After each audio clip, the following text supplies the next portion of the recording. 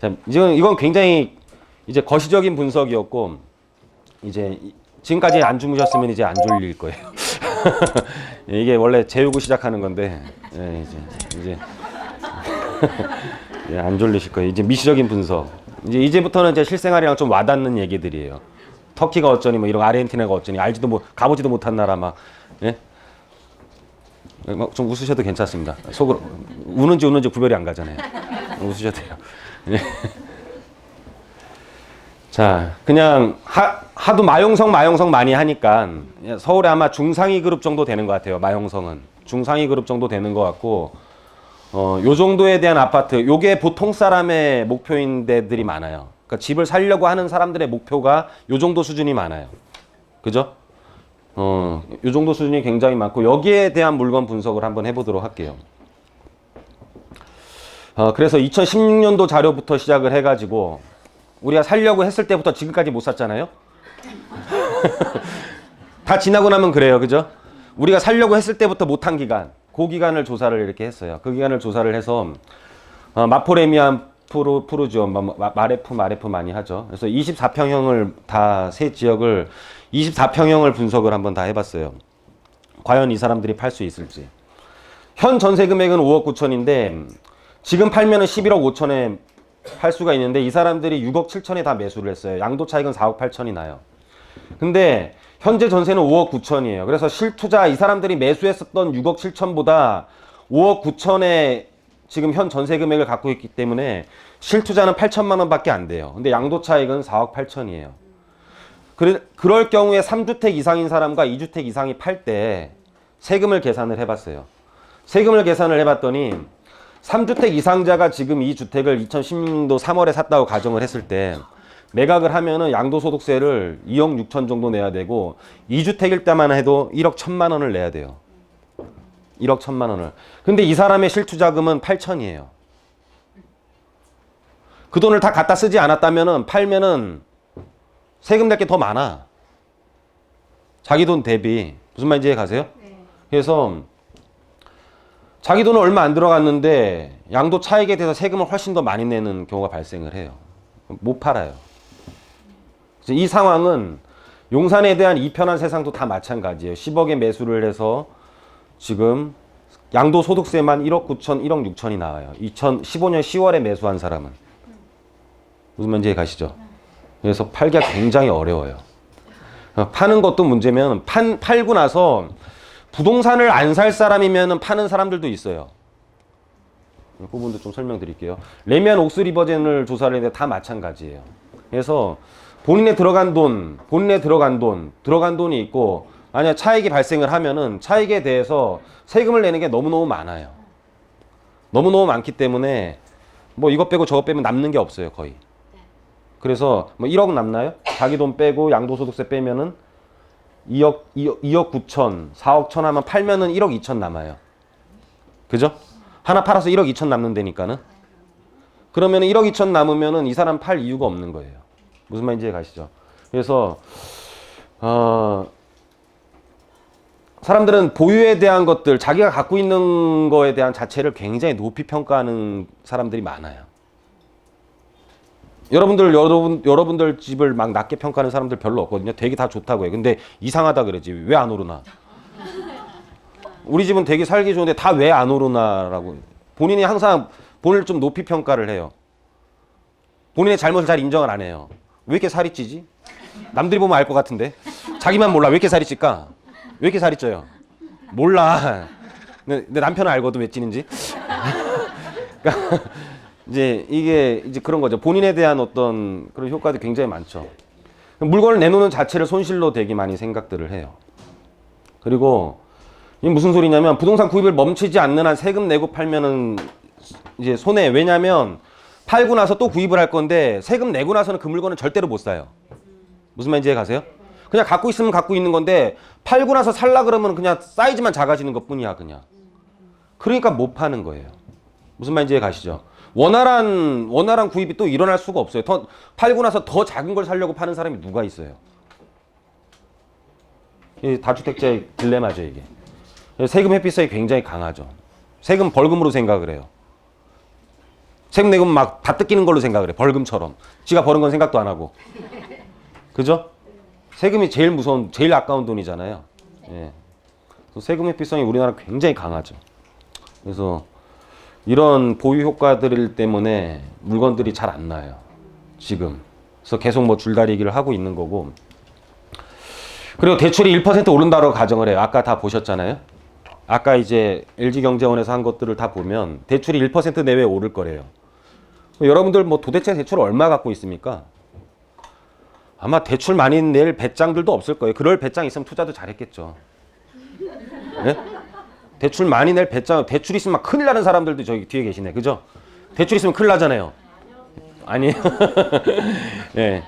그 은행에서 돈 빌리면 막 망하는지 알아요. 은행이 내 집을 뺏어간다 막 이상한 소리 하고 있어요. 예? 근데 1% 상승을 하면 이자 금액이 결론은 300만 원 정도 오르는 건데 집 팔까요? 한 달에 25만 원 월세가 더 나가요. 한 달에 25만 원. 한 달에 25만 원이 대출 3억을 받을 배짱이 있었던 사람한테는 25만 원은 되게 작은 돈이었을 것 같아요. 제 생각에는. 안 팔 것 같아요. 그죠?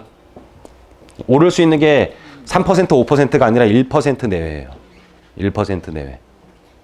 지금도 0.25% 올리는데 굉장히 고심을 하고 있어요. 그렇죠? 네, 그래서 이런 것들을 잘 판단하시고 굉장히 객관성 있는 자료이기 때문에 그냥 뭐 유튜브나 어디에 떠도는 막 폭락론자들이 말하는 우리나라는 무지하게 오를 것이다. 금리 이거는 아니 이게 맞을 수도 있어요. 이런 자료를 안 보면 그럼 굉장히 겁을 먹을 수도 있단 말이에요. 근데 그 사람들보다는 그냥 여기 연구원들을 믿는 게 저는 더 맞을 것 같아요. 그만 이제 가시죠. 그 나라에서는 지금 보면은 주택 소유자를 주택의 생산자로 보는 것은 아닌지 그래서 거래량이 감소를 하면 가격이 떨어질 것이다라는 생각을 굉장히 많이들 해요. 물론 떨어질 수도 있어요. 급한 사람들 물건 위주로. 근데 아까도 말씀드렸다시피 이 사람이 매각을 하고 또다시 산다면 이 사람 또한 똑같은 매수자의 입장이라는 거죠. 그래서 물건을 싸게 팔 이유도 없는 거예요. 그래서 주택 소유자랑 생산 주체는 아니라는 거죠. 회사 같은 경우 회사는 개인보다 대출이 훨씬 더 많아요. 이 프로젝트 파이낸싱이라는 거를 들어보셨죠.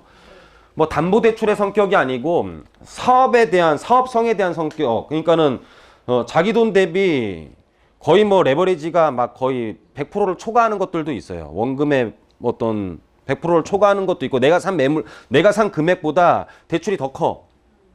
네? 무슨 말인지 가시죠. 그러니까 프로젝트를 보고 빌려주는 거죠. 우리 해운대 그게 무슨 시티죠? 뭐 그런 것들처럼. 예? 자기 돈보다 훨씬 대출이 담보보다 대출이 더 이런 사람들이야. 만약에 안 팔리면 난리가 나니까는 최대한 뭐 자금을 빨리 회수하고 이러면서 할인 분양을 한다든지 할인 분양에 대한 것들 들어보셨잖아요. 뭐 그런 것들이 일어날 수는 있어요. 일어날 수 있는데 주택 소유자는 생산 주체가 아니라 또 다른 매수자의 역할이 될 수 있는 사람들이기 때문에 자기가 매수하는 물건가에 대한 값이 본인 자체가 합당하다고 생각을 하지 않으면 매각을 못하는 사람들이에요. 그래서 이거는 한번 잘 생각해 봐야 될 문제. 그래서 잘 안 나올 거예요. 여러분들 살려고 하는 게 다 안 나와요. 다 안 나오는데 살려고 하는 사람들이 다 안 사고 있는 것도 엄청나게 무서운 일이에요. 왜냐면 또 설명드리면 아마 폭발적으로 수요자 발생을 할 수도 있어요. 그건 나중에 좀 설명드릴게요. 자, 그래서 결론 마포 용산 성동구 랜드마크 아파트 매도 가능 여부를 분석을 해보면 다주택자 전세유한 투자자가 많아 시장 매물 나오기가 힘들어요. 팔아봤자 자기 원금과 이자를 빼면 양도 차익에 있어서 남는 게 별로 없어요. 안 팔아요. 그거 갖고 뭐예요?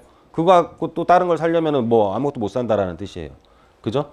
차라리 뭐 애들 주지 뭐. 네? 애들한테 준다고 말하면 효도라도 받지.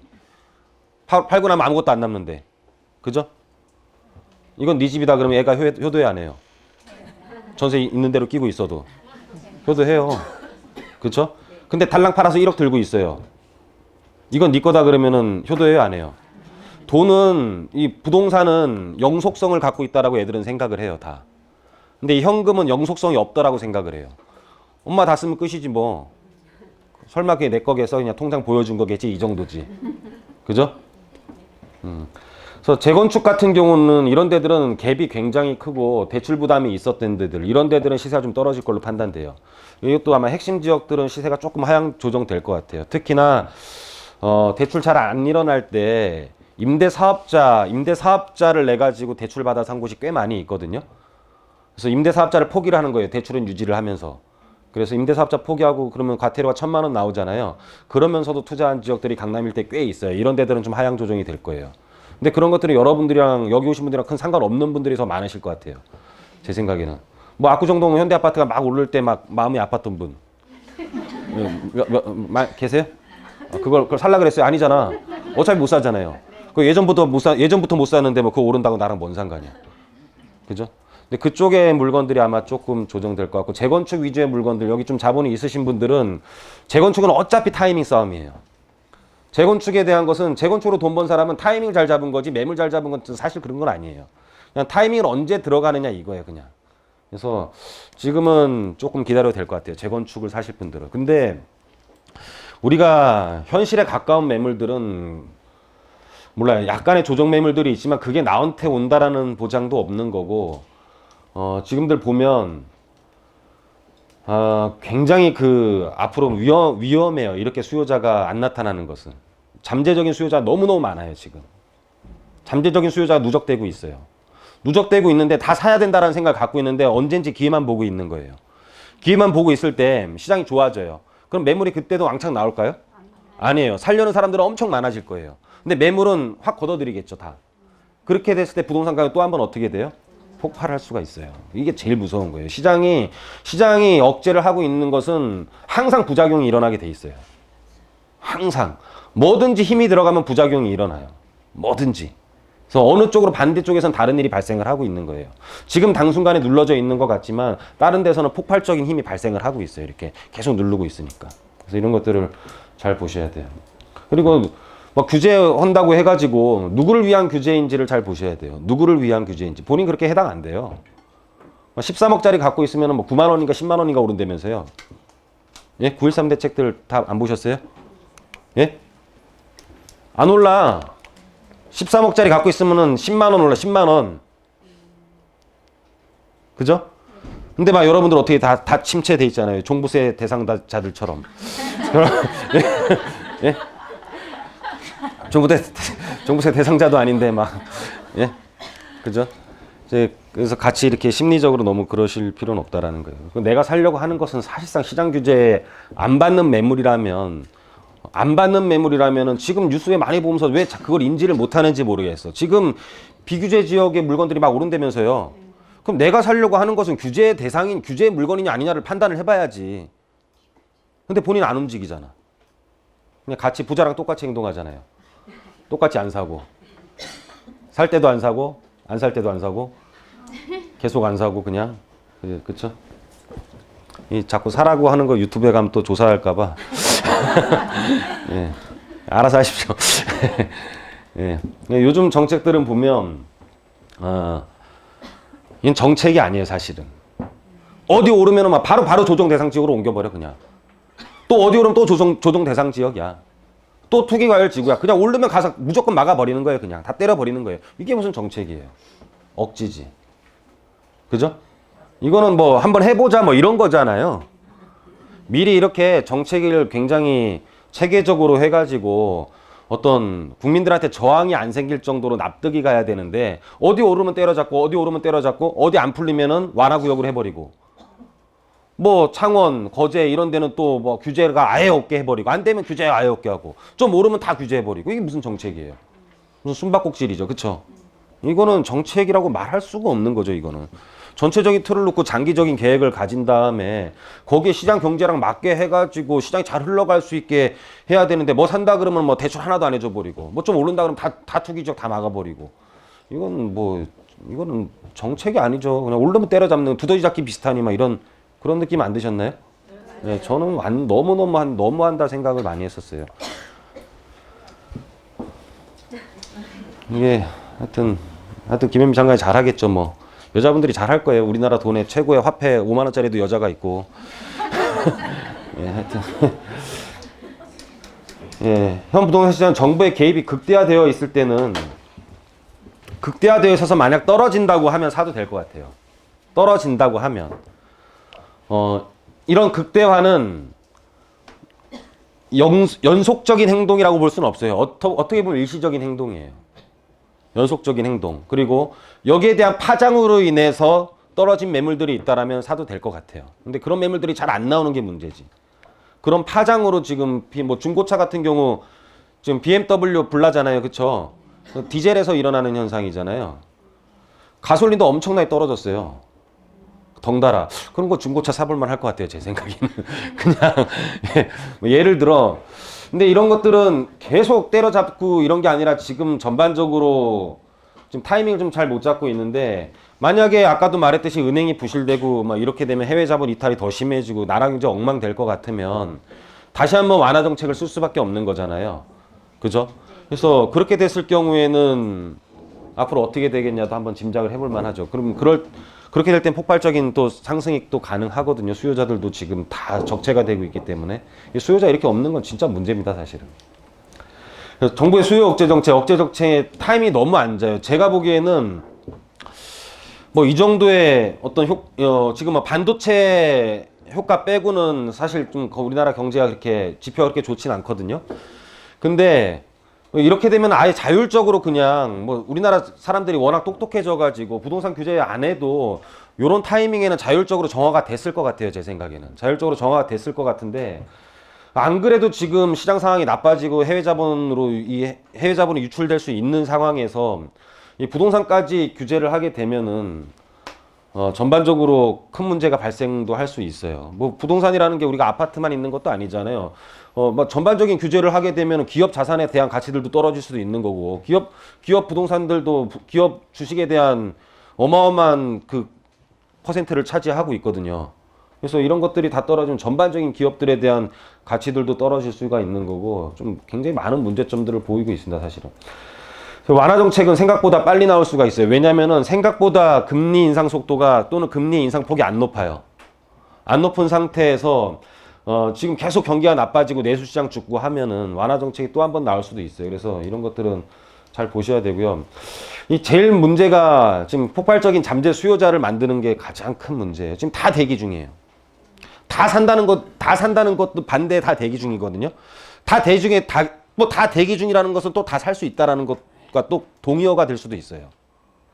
반대 말도 될 수가 있고 동의어도 될 수가 있고. 그래서 지금 다 살 수 있는 사람들 아닌가요? 그쵸? 언제 살까? 다 세미나, 이 세미나 갔다 저 세미나 갔다가 막 그런 사람들도 많거든요.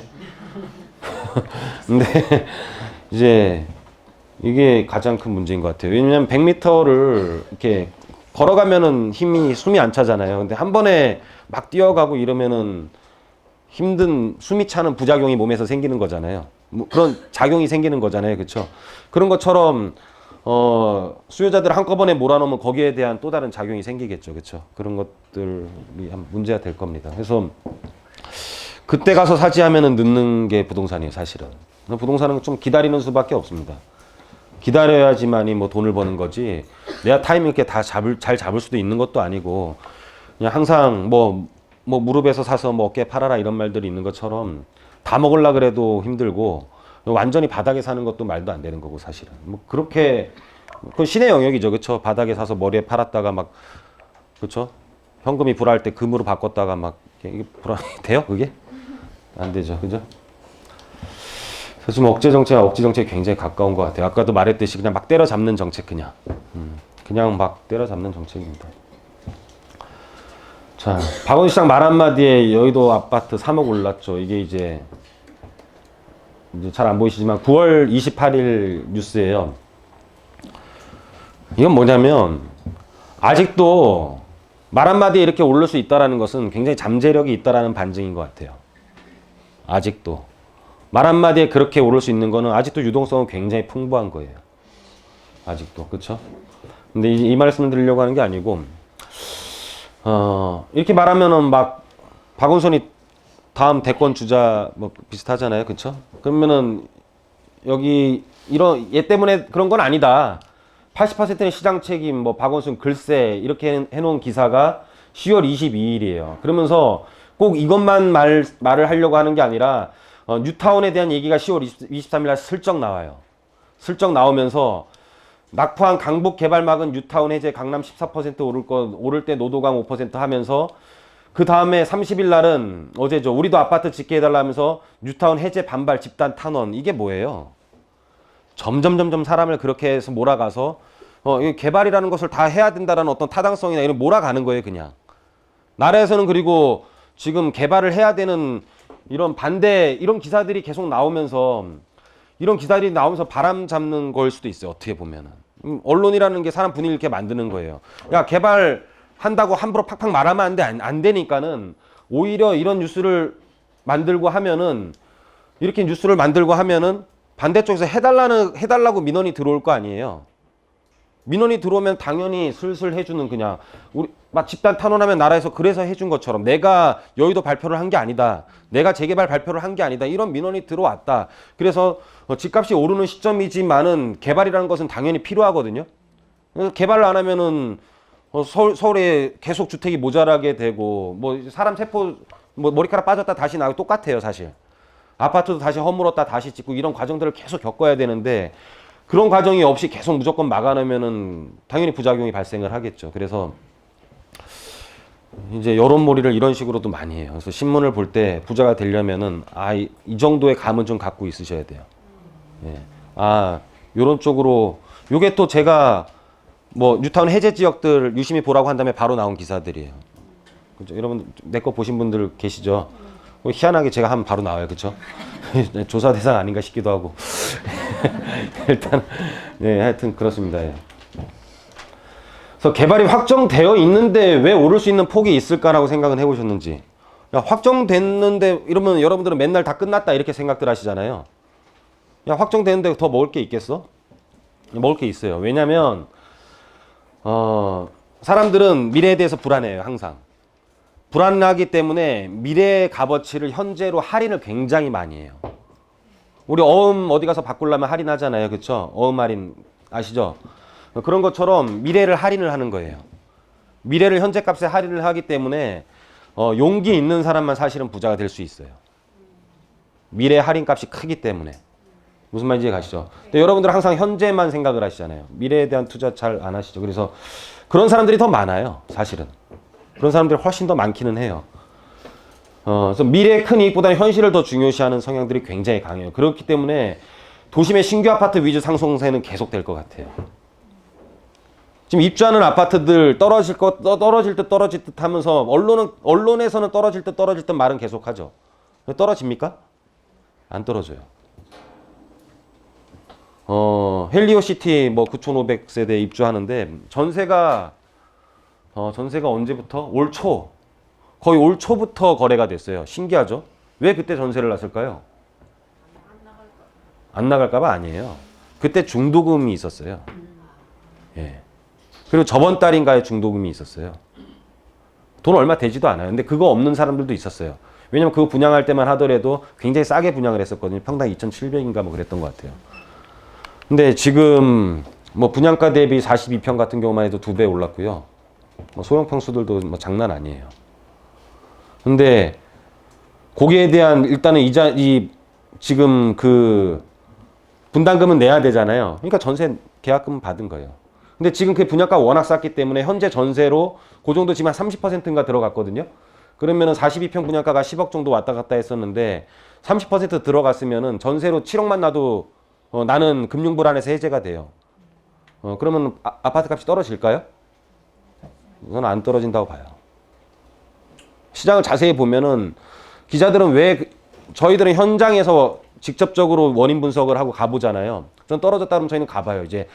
전 가보는데 이제 가보는 것을 저만 알기가 이제 싫어서 그냥 이제 동영상으로 이제 남겨요. 현장이 답이다라는 코너가 저희 프로 있는데 가봤더니 내용은 그거예요. 그냥 9,500세대를 1년 전 올 초부터 불안해한 게 아니고 그냥 분담금이었어요. 분담금. 그게 답이었어요. 근데 워낙 싸게 나오니까는 계약자도 우리 전세 중도금 안 냈잖아요. 예? 예정돼 있는 사람이 10%만 걸면 끝이야. 7, 8천, 1억. 미리 계약을 하는 사람도 그 정도만 있으면 되는 거야, 그냥. 새 집을. 그러니까 던져 놓는 거예요. 전세는 입주할 때 잔금이니까. 보통. 무슨 말인지 가시죠?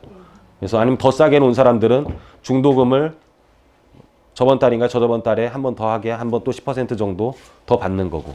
그래봤자 32평 분양가 8억인가 밖에 안 됐었는데 조합원들께 몇 천 안 되잖아요. 그렇죠? 그래서 뭐 헬리오시티 뭐 이런 거에 폭락에 대한 썰을 보면 그러기가 힘들어요. 내부적으로 직접적으로 파고 들어가 보면 무슨 말인지 이해 가십니까? 그래서 미래의 큰 이익보다 현실을 더 중요시하기 때문에 신규 아파트의 상승세는 계속 될 것 같아요. 그리고 새 아파트에 대한 약간의 신드롬 같은 게 있어요. 왜냐면 부동산이 이제 5년마다 좀 달라지긴 하는, 뭐 옛날에 아파트도 5년마다 뭐 바꿔야 된다 이런 얘기 옛날에 했었잖아요. 이제 아파트의 역사를 보면 우리가 이제 80년대 아파트들이 있고 80년대 쭉 아파트들이 있고 본격적으로 이제 일기 신도시들 입주하는 90년대 초반, 93년 요 정도 아파트들이 돼요. 이제 요 전에는 대부분이 저층 아파트였죠, 그렇죠? 대부분이 저층 아파트였고, 뭐 이때도 고층은 있기는 했었어요. 근데 고층은 있긴 했었고, 이때는 근데 토지를 잘 효율적으로 사용 안 할 때였어요. 그냥 막 이때만 하더라도 토지가 많았던 것 같아요. 서울에 토지들이 많았고 강남이란 데를 막 개발하고 땅이 엄청나게 많을 때 아마. 그러니까 토지를 잘 활용 안 하고 막 지을 때죠. 그냥 빨리빨리 지을 수 있을 때. 빨리빨리 막 사람들이 도심으로 막 몰리니까는 우리나라 이제 경제 성장할 때 몰리니까 빨리빨리 공급해야 되니까는 그 기술에 빨리 지으려면은 뭐 차도 없고 하니까는 주차장도 확보 안 하고 막 빨리 5층으로 막 때려 지은 거예요. 땅은 많았잖아요. 강남 개발하니까는. 예? 강남 개발하니까 땅은 많으니까 막 지은 거죠. 이때는 그래서 저층 개발이었어요. 근데 90년대 초가 딱 들어가면서 이때부터는 막 주택이 모자라기 시작해요. 서울로 막 도심에 너무 많이 몰리고 하니까는. 우리나라 막 개발도상국 시대 아니에요, 이때가. 도심으로 너무 많이 몰리니까 이때 슬로건이 200만 호 건설이었잖아요. 200만 호 건설이었단 말이에요. 이때부터는 땅을 잘 사용해요. 토지를 잘 사용해. 그래서 이때부터는 높게 지어서 엘리베이터가 있기를 시작을 해요. 그러니까 사람들이, 저도 어릴 때 엘리베이터 있는 아파트 엘리베이터 타러 막 가고 그랬었거든요. 근데 이제 이 아파트가 더 좋네. 이제 미래 가치는 이때는 없어. 재건축이란 얘기는 들어본 적이 없을 때니까. 미래 가치는 없고 그냥 그 아파트가 높고 엘리베이터가 있고 이런 거야, 그냥. 그죠? 이렇게 되다가 90년대 김영삼 정부 때 가면서 한 98년도에서 이때가 이제 초고층으로 짓게 돼요. 용적률을 되게 많이 높게 짓게 돼, 이때부터는. 그래서 97년도 아마 이때쯤 될 것 같아요. 97년도에서 한 99년도 입주 아파트부터 용적률을 최고로 많이 사용하게 사업 시행 인가를 받는 아파트들이에요. 이때가. 그러니까 용적률을 최고로 많이 받았다라는 것은 세대수가 많이 늘어난 거잖아요. 그러니까 뭐가 필요해요? 이때부터 지하 주차장이 필요한 거예요. 이때부터 지하 주차장이 필요하면서 지하가 있고 아파트는 초고층으로 지어지죠. 이때까지만 해도 미래 가치가 별로 없어요. 이때까지만 해도 미래 가치가 없다가 그다음부터 김대중 정부 때부터 2000년도 입주하는 아파트들, 2000년도 초반부터 입주하는 아파트들이 용적률이 다시 정상으로 돌아와요. 왜냐하면 이때는 플러스 50% 용적률을 더해줬다가 이때 정상 퍼센트로 또 돌아와요. 현재 용적률이랑 똑같아져요. 그러면서 아파트가 좀 쾌적해지면서 이제 이러다 보니까는 아파트가 계속 이런 흐름을 가져요. 계속 이런 흐름을 가지면서 아파트가 5년마다 자꾸 이렇게 진화를 하네? 막 이런 얘기들이 나와요. 근데 지금의 아파트는 진화 단계가 어디까지 갔냐면은 외부적인 형태를 떠나서 그다음 이제는 커뮤니티로 들어갔어요. 이제는 아파트 단지의 커뮤니티 시설이 얼마나 좋은지가 이제 가장 큰 화두가 돼요. 그래서 신규 아파트에 대한 커뮤니티 시설들이 이제는 아파트 값을 좌우하게 돼요. 그래서 그런 큰 대단지 위주로서 이제 아마 커뮤니티 잘 된 데들이 앞으로 인기를 굉장히 많이 끌 거예요.